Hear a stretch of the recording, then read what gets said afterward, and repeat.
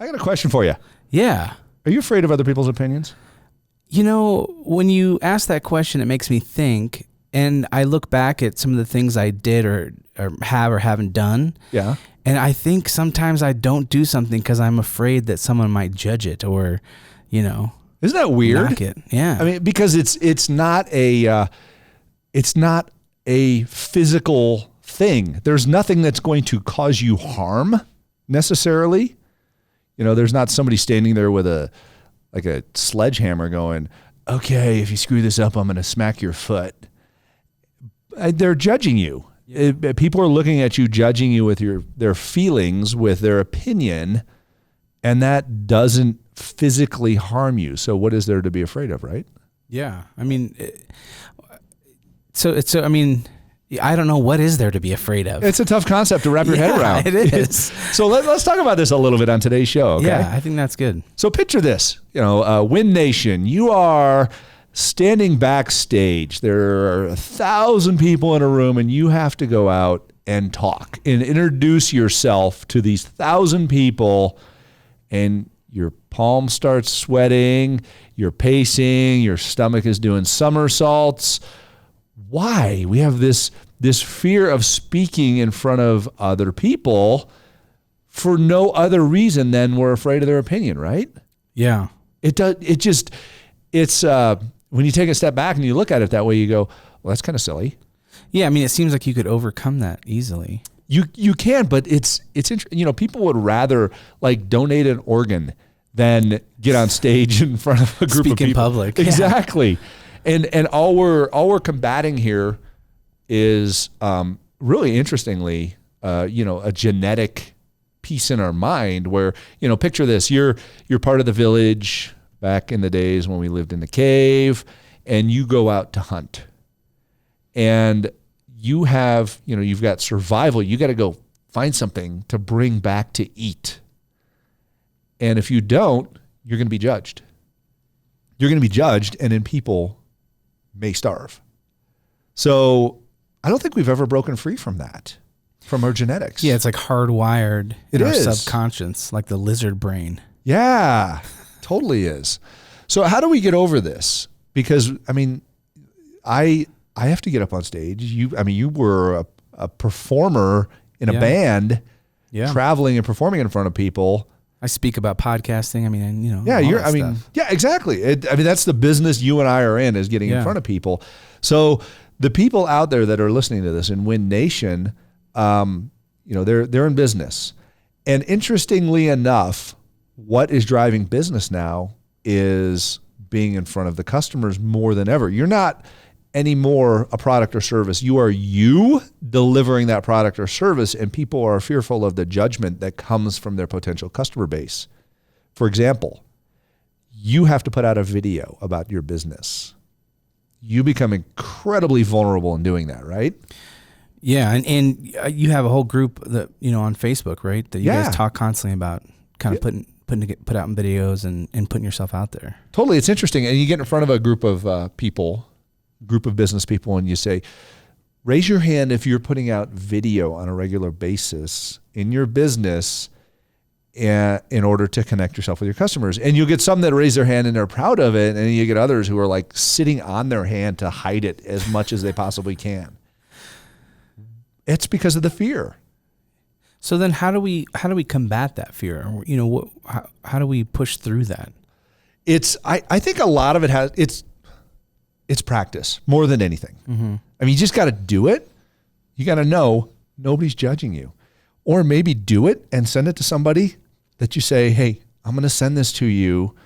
Can you give me some feedback? Somebody that really cares about you, so they're not going to really dump on you over it and build up your confidence a little.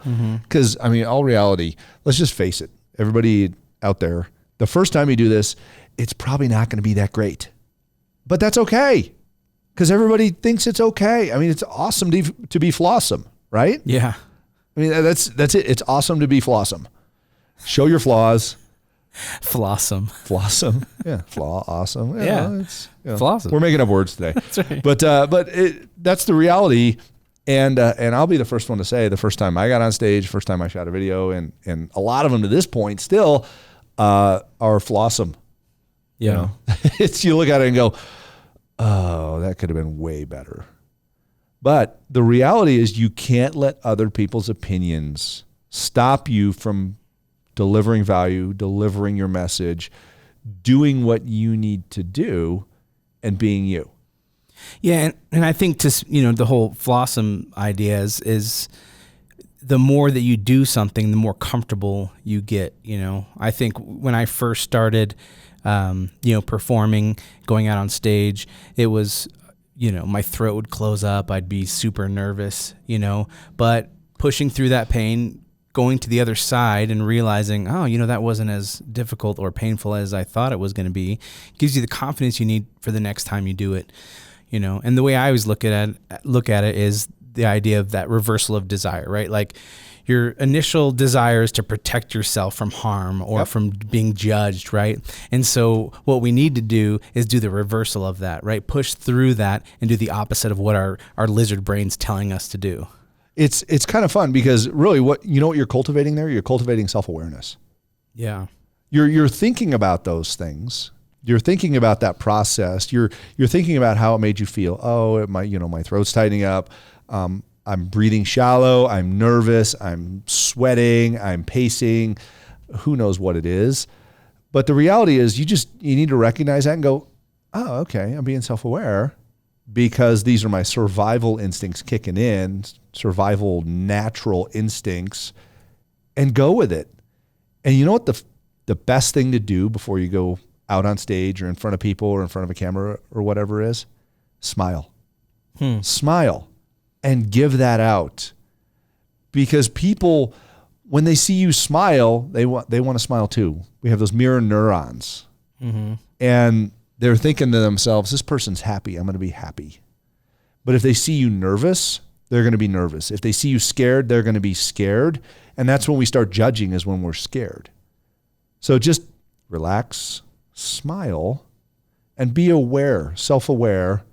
And be aware of the people you're going to talk to, because you're there to share with them, to be happy with them, to connect with them. So just go out and counter the other people's opinions. Yeah, I think the other side of this too is, releasing content, right? Like putting something out on the internet where maybe you've created it, but then that fear of being judged stops you from putting it out there, right? Totally. And so I think pushing into that as well, saying, hey, like, okay, I made this video, now I'm going to put it on the internet, and however it lands is, fine, and I'm okay with that, and then I'm going to do it again and again and again, and and then you start seeing more and more success. You're absolutely right.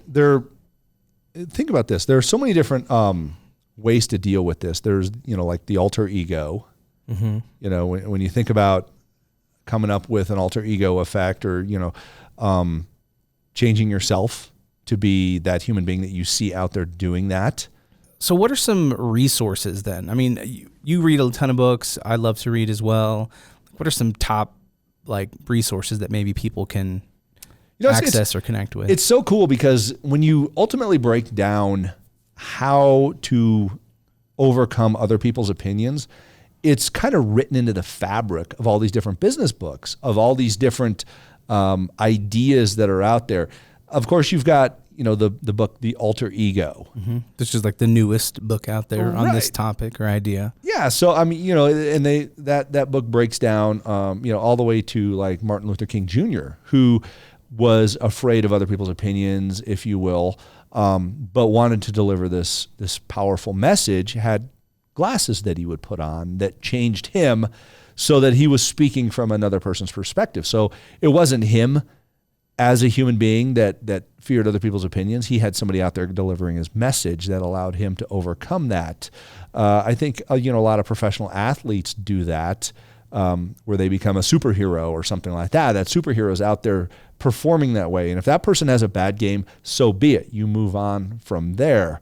You also have sales books where people go for the number of no's that they can come up with, because we know that if we just are counting no's, then a yes is going to come, and that no is somebody's opinion, which is okay because you're going and gathering those aggressively.